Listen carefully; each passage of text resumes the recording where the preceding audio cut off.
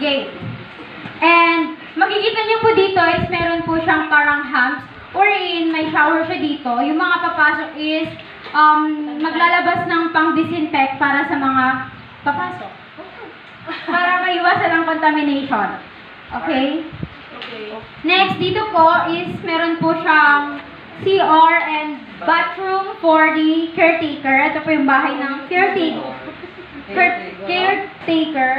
At the same time, dito na din po nakalagay yung mga feeds, storage. Storage. Uy, dapat feeds na. Alam mo po ako dahil na. Dito naman po sa part, sa may pinakaharap, is nandito po yung parang leisure area kung saan pwedeng yung mga caretakers, visitors is pwedeng mag-stay here para kapag napagod silang mag-ikot. Next. Sa loob naman po ng aming elevated poultry, ang pinili po pala naming bubong is monitored. Ito po ang tawag sa bubong ng poultry, monitored.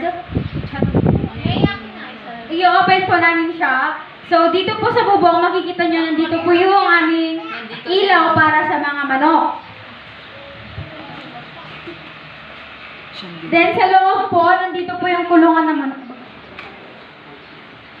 Nandito po yung kulungan ng manok. Sa mga gilid-gilid po, nandito po yung pagkainan ng manok.